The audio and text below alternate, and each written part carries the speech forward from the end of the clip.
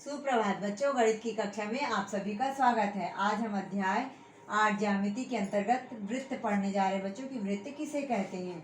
किसी एक निश्चित बिंदु से समान दूरी पर स्थित बिंदुओं का बिंदु पथ वृत्त कहलाता है। बच्चों, ये जैसे कि ये निश्चित दूरी है बिंदुओं से, चाहे इस बिंदु पर हो, चाहे इस बिंदु पर, चाहे इस बिंदु पर, चाहे इस बिंदु पर, कोई भी बिंदुओं का ये बिंदु पथ है, ही क्या कहलाता है बच्चों? वृत्त कहलाता है। बच्चों, जैसे कि देखिए, आपके घर में मम्मा रोटी बनाती है ना, गोल गोल बनाती है ना, सुंदर गोल गोल, तो वो रोटी का आकार क्या होता है? वृत्ताकार होता है बच्चों। वो क्या है?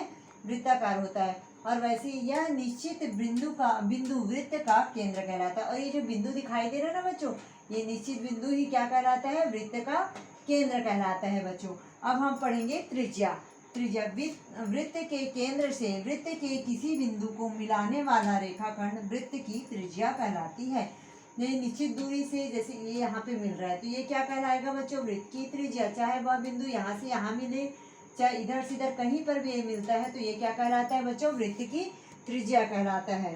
केंद्र से किसी बिंदु को मिलाने वाली रेखाखंड क्या कहलाती है? वृत्त की त्रिज्या कहलाती है। अब पढ़ेंगे व्यास। वृत्त पर स्थित दो बिंदुओं को मिलाने वाला रेखाखंड जो कि वृत्त के केंद्र से होकर जाता है, उसे वृत्त का व्यास कहलाता है। जैसे कि बच्चों, ये दो बिंदु है, तो इसमें दो बिंदुओं को मिलाने वाली जो रेखा गई है ना बच्चों, ये रेखा क्या कहलाती है? केंद्र से होकर के जा रही है ये दो बिंदुओं को मिलाने वाली रेखा, तो ये इसका वृत्त का व्यास कहलाता है बच्चों। तो इस तरीके से आज हमने वृत्त, त्रिज्या और व्यास पढ़ा बच्चों। अब हम यहाँ पे वृत्त बनाएंगे बच्चों। तो वृत्त बनाने के लिए हमें क्या क्या चीज़ की आवश्यकता पड़ेगी बच्चों?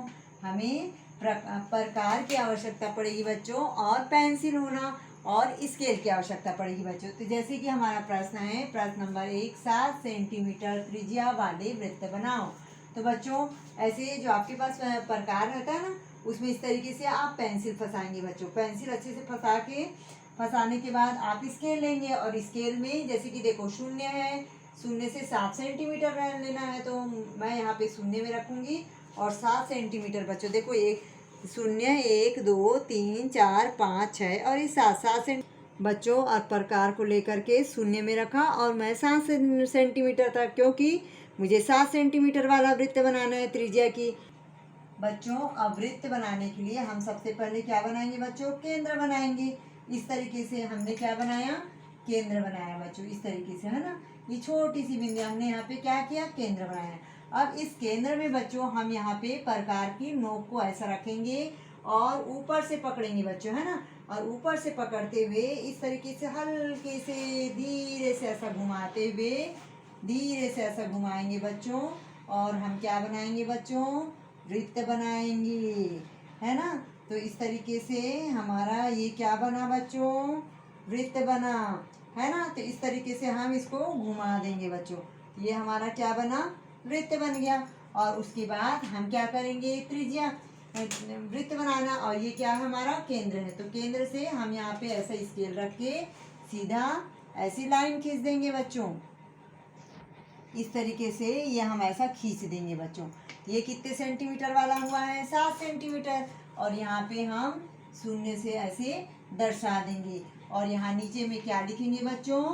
वृत्त। क्या लिखेंगे बच्चों? वृत्त लिखेंगे। कितने सेंटीमीटर का बनाया हमने? 7 सेंटीमीटर बच्चों। अब ये वृत्त बना, और यहाँ पे हम लिखेंगे 7 सेंटीमीटर, क्योंकि 7 सेंटीमीटर वाला बनाया है ना, तो 7 सेंटीमीटर। और ये क्या है? हमारा त्रिज्या।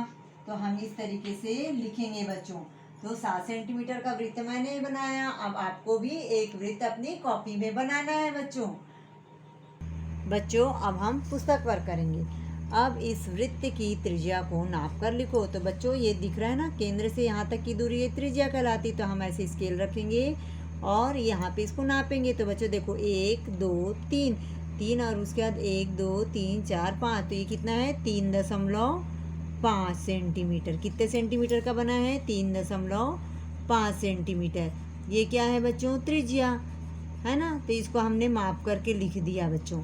अब देखिए, अभ्यास देखेंगे। दिए गए वृत्त में उसके भागों के नाम लिखो। बच्चों, जो ये यहाँ से, ये क्या है बच्चों? ये जो दिख रहा है ना, ये है केंद्र। बच्चों ये जो बिंदु दिखाई दे रहे हैं ना, ये बिंदु, यही क्या है, वृत्त का केंद्र कहलाता है बच्चों। तो इसको हम इस तरीके से ये करके लिखेंगे केंद्र। ये क्या है, बिंदु क्या है बच्चों, केंद्र से यहाँ तक की जो दूरी है ना बच्चों, ये क्या कहलाती है, त्रिज्या कहलाती है बच्चों। ये है त्रिज्या।